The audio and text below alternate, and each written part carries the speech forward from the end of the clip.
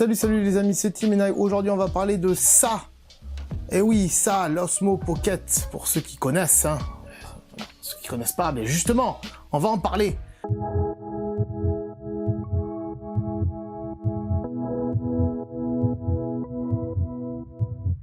Donc l'Osmo Pocket, c'est une petite caméra 4K stabilisée avec une nacelle. Hein. Ici, il a une nacelle, voilà, ici, hein, voilà.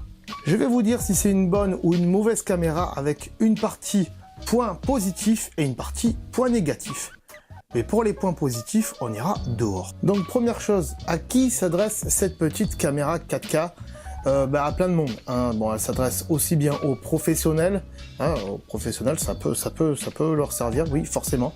Mais aussi aux particuliers. Et oui, et c'est ce qu'on va voir dans la vidéo. Pourquoi aux particuliers et aux semi-professionnels, on va dire? Puisque pour moi, c'est une caméra qui sert avant tout pour le vlogging, pour les vlogueurs, ceux qui font des vlogs, qui se filment la journée en train de voyager ou en train de faire des trucs sur YouTube par exemple. Et pour aller tester ça, quoi de mieux que d'aller dehors pour faire du vlogging? Eh ben écoutez, vous savez quoi? Allez, on embarque et on y va. Je prends le manteau et c'est parti, on y va. Allez, au revoir, on se retrouve là-bas. Allez, hop.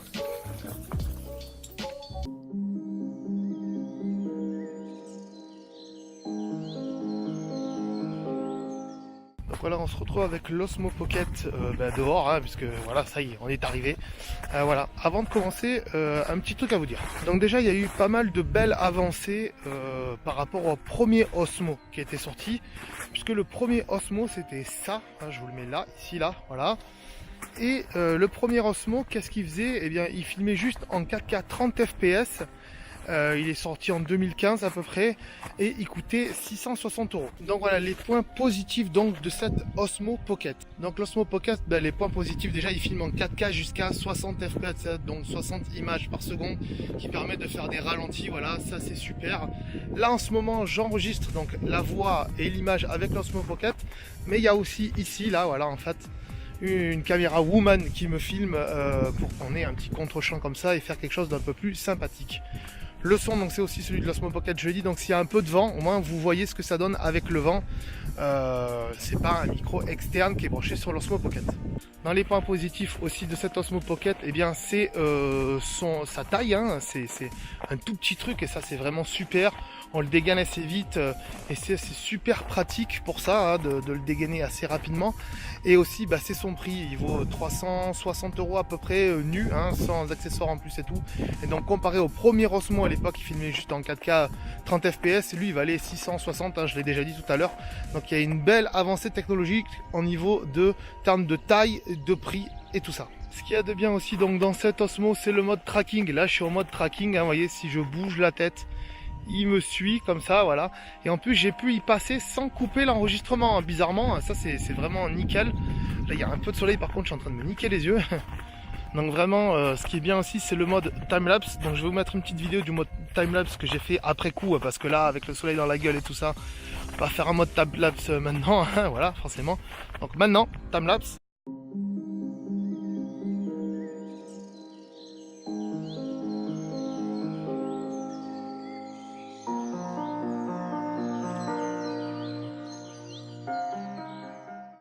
Voilà, donc vous avez vu le mode timelapse, hein, c'est super, c'est assez facile.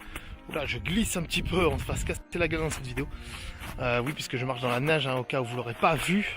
Voilà, donc ça c'est quand même bien de pouvoir faire des vidéos un peu comme ça, dans des paysages magnifiques. Et on peut faire de superbes trucs, comme des petites scènes comme ça par exemple.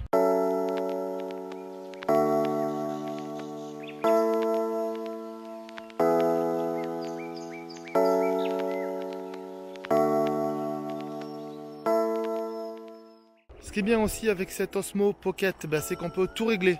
Les ISO, la balance des blancs et tout ça.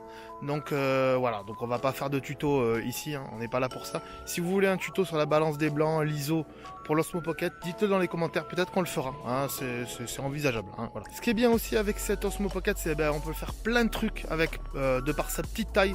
D'ailleurs je vais vous mettre des vidéos hein, dans le descriptif d'Olivier Schmitt par exemple, qui a fait un truc vraiment extraordinaire avec une danseuse et tout ça, où il passe sous des bancs, à travers des bancs, à travers des grillages et tout ça.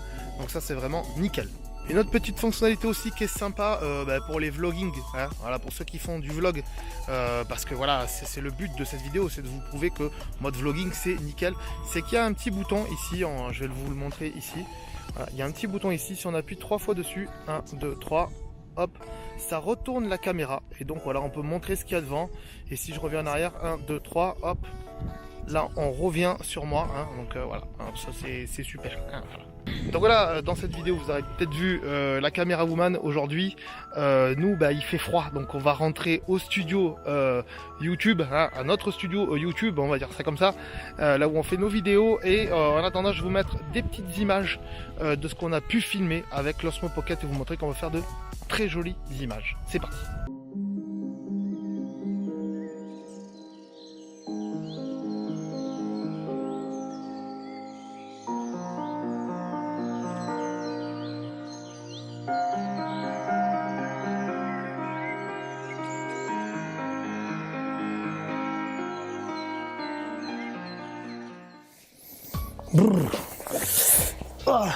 Il fait très froid. Voilà, on est de retour. Hein. Voilà, allez, on va passer au point négatif, c'est parti. Il y a quand même un point intéressant avant de parler des points négatifs, c'est qu'elle est livrée avec la petite sacoche comme ça ici. Bon, c'est pas la plus technologique des sacoches non plus, hein, parce qu'il y a une autre sacoche, enfin, espèce de tube qui tourne et qui recharge en même temps l'Osmo Pocket, mais bon, ça vaut une blinde encore, donc ça là en tout cas, DJI, bravo. Sinon, on va parler bien sûr donc des points négatifs. Pour commencer déjà, il y a ça là, vous voyez ça là, la sangle là. La sangle, ça ici là, elle se met sur ça. Je vois pas l'intérêt. Ça, je m'en fous qu'elle soit attachée à mon poignet. Moi, ce qui m'intéresse, c'est que ça soit attaché à mon poignet pour pas le perdre. Donc, il n'y a même pas un petit trou ici pour le mettre. Si, il y a un trou de micro, mais c'est tout. Là aussi, il y a un trou de micro, mais on peut pas attacher la sangle directement sur l'Osmo Pocket nu, quoi. Nu, c'est dommage. Parce que ça aurait été bien sympa, en tout cas. Autre point négatif, il n'y a pas de vis dessous. Hein. Vous le voyez, il n'y a pas de pas de vis, ni sur les côtés. Hein. Comme c'est faire DJI, des fois ils en mettent un peu sur les côtés des pas de vis. Là, il n'y en a pas du tout. Après, c'est compréhensible, hein, DJI se place de manière à ce qu'on puisse acheter des accessoires, et bien sûr, ils récupèrent de l'argent sur les accessoires officiels et même non officiels, puisqu'ils doivent être sous licence, ces accessoires.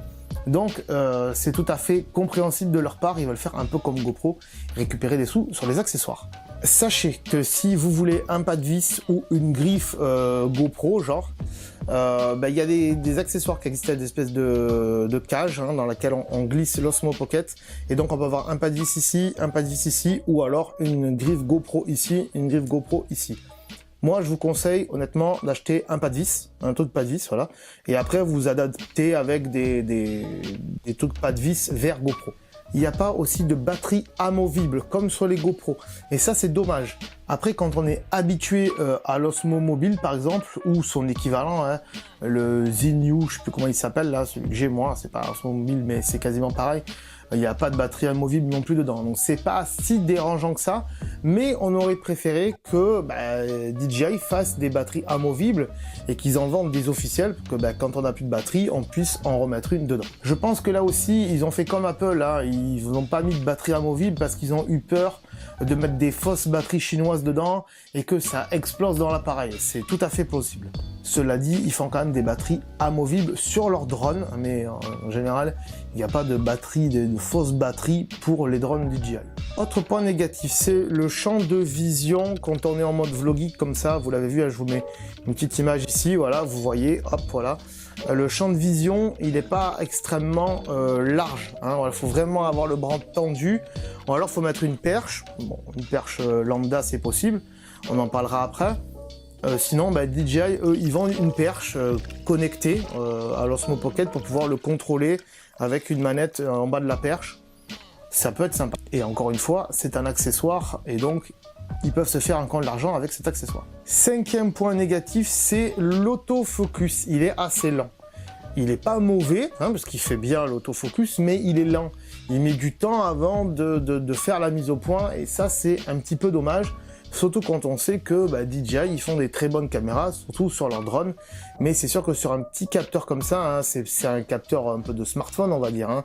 C'est pas le meilleur des capteurs du monde, mais disons que voilà, ils ont dû mettre un capteur qui coûtait pas trop cher pour arriver à un prix de 360 €.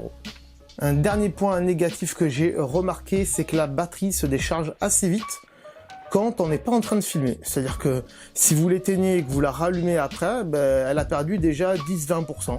C'est ça qui est très bizarre. C'est un petit peu dommage et j'espère qu'ils amélioreront ça avec des mises à jour. Je pense que c'est possible. Je pense qu'à l'allumage aussi, quand la nacelle elle bouge, ça doit déjà pomper de la batterie. Donc à voir. Voilà. Mais c'est pas hyper dérangeant, mais c'est un point négatif.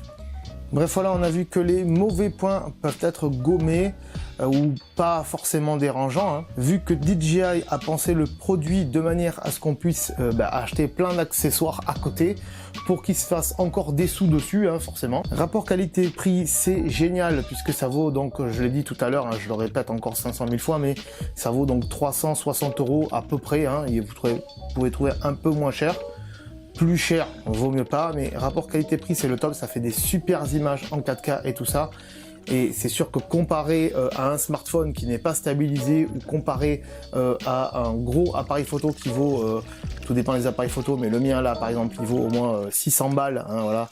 Le G7, hein, le G7 Lumix, mais il y a d'autres appareils photo, bien sûr des Sony, les derniers Lumix, ça vaut 1000-2000 balles, donc c'est sûr que ça pour filmer en 4K stabilisé à 350 balles, c'est un placement prix qui est génial. Comme je l'ai dit tout au long de la vidéo, c'est une caméra parfaite pour les youtubeurs en herbe qui veulent faire du vlogging ou qui veulent faire des petites images comme ça, voilà, pour agrémenter leurs vidéos en étant stabilisé. C'est sûr qu'avec un smartphone, ça sera pas le cas.